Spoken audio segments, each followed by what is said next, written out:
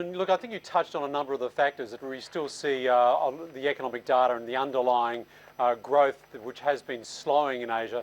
That probably is going to continue on that trajectory. But I think we are starting to see in markets the concerns around the old sell in May go away. And if it's not May, it may be June.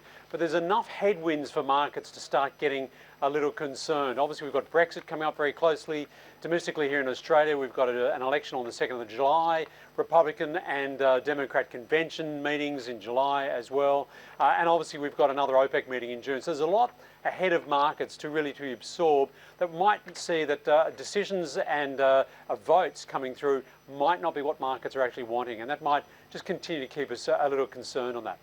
Now, you're quite right about all those political risks. So on balance, would you classify this as short-term noise, Martin, or does the market need to do a better job of trying to get around and get ahead of the curve of those risks?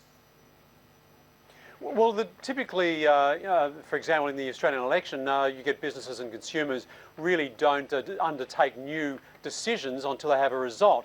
Not that that's going to make a significant difference to the way the economy is tracking. I would have thought that Brexit is the Brexit referendum is probably the big issue, both for the UK and for Europe, should it go against a vote of staying in the EU. But the others, you're probably right.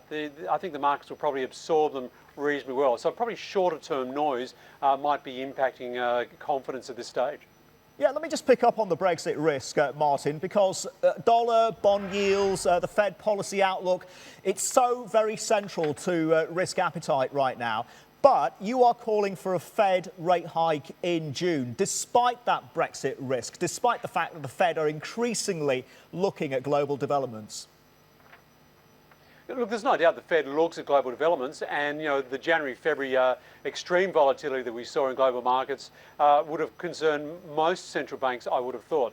But the data continues to really prove up that the Fed has got to have to act sooner or later. Particularly the employment data continues reasonable momentum. Wages growth is certainly suggesting that's going all right, and it's almost to the point, Shri, that we're getting very close to almost full employment in the United States. And so where you've got normalised settings are manufacturing, employment, wages growth, and yet interest rates continue not to be at a normalised setting or more towards a normalised setting, we think it's likely that they're going to have to pull the trigger again in June unless, and this is the key caveat, unless we see a similar pickup in volatility and risk concerns as we did in January, February.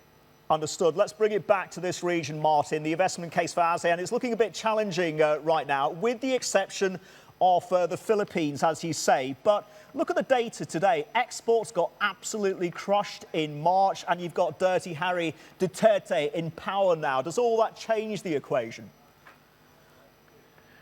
Well, I think we have to give some time here. There's no doubt that the new president is inheriting an economy in pretty good shape.